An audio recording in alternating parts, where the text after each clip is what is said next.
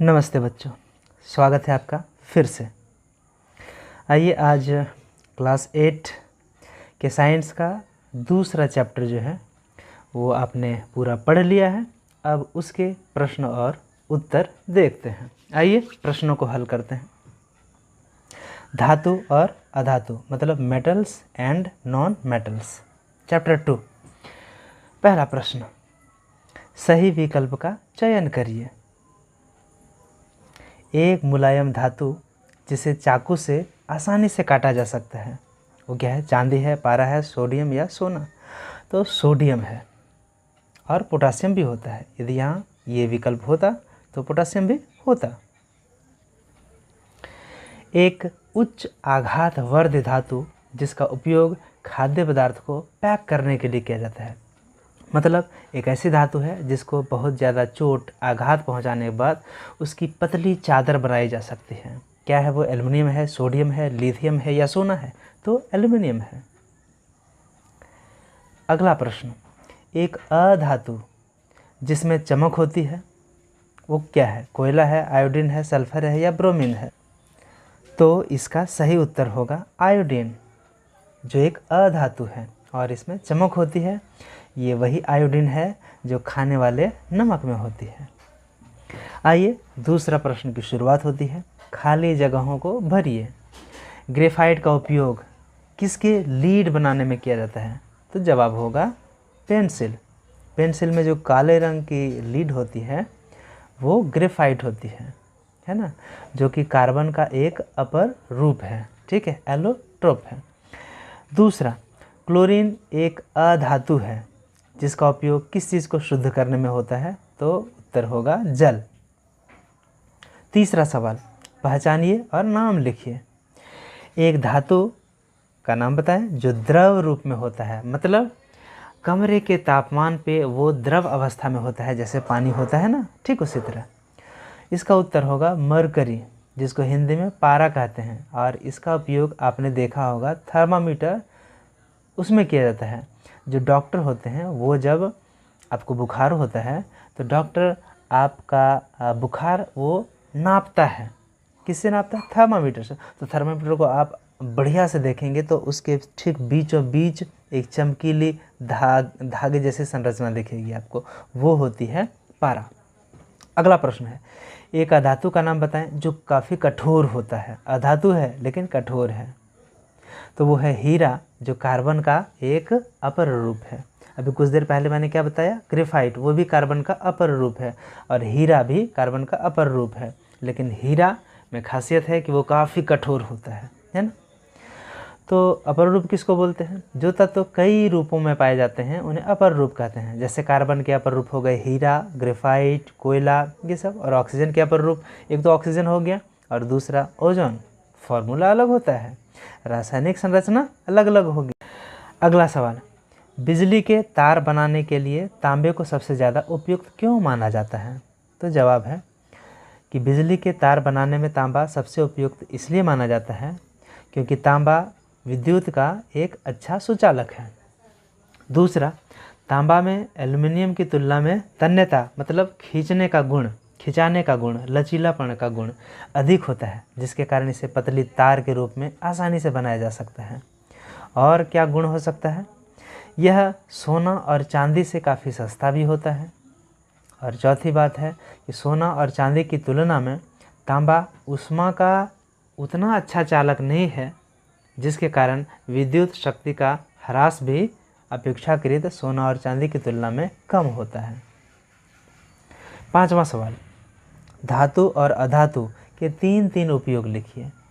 तो आप तो बहुत सारे उपयोग जान चुके हैं, आइए उनमें से 3 को लिखते हैं। धातुओं के उपयोग, जैसे तांबा और एल्युमिनियम, इसका उपयोग बिजली के तार बनाने में होता है। सोना और चांदी, इसका उपयोग गहने और आभूषण बनाने में होता है। लोह का उपयोग कहाँ करते हैं? घरों में छड़ लाते हैं मकान बनाने के लिए, उसमें करते हैं। पुल बनाने में भी छड़ों का उपयोग होता है ना। तो पुल और मकान बनाने में लोहे का उपयोग होता है। अधातुओं के उपयोग जानते हैं। ऑक्सीजन का उपयोग दहन और सजीवों में श्वसन में उपयोग होता है।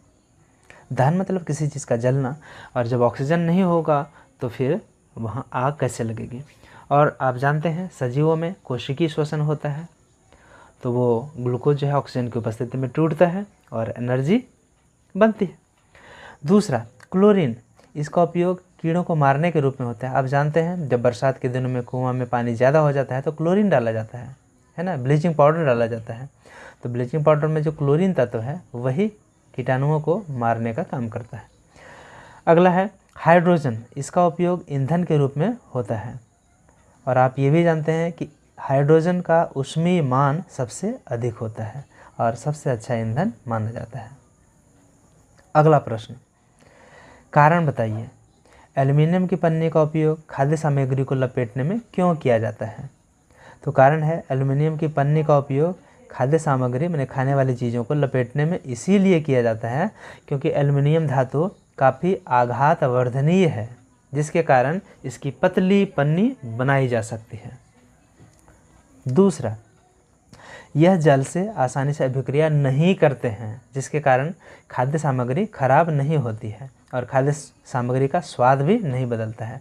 खाद्य सामग्री खराब नहीं होगी तो खाद्य सामग्री का स्वाद भी नहीं बदलेगा, ठीक है, क्योंकि पानी से खाद्य सामग्री जो ही रिएक्शन करता है तो वो खराब हो जाता है कि नहीं।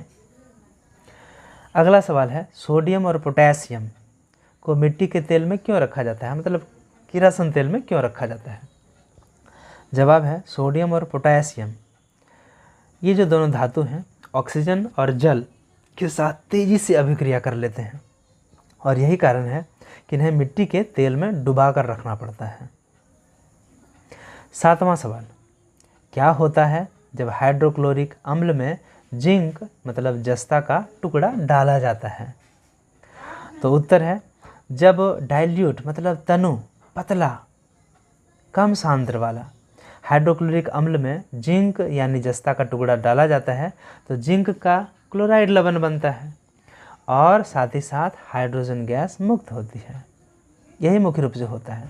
यदि आपको हाइड्रोजन गैस का परीक्षण करना हो तो एक जलती माचिस की तीली आप ले आइए जहाँ से गैस निकल रही है, वहाँ ज्यों ही जलती हुई माचिस की तीली आएंगे तो उससे पॉप की आवाज़ आएगी, पट पट पट, और वो जलेगा नीले रंग की ज्वाला के साथ, नीले रंग की लौ के साथ जलने लगती है।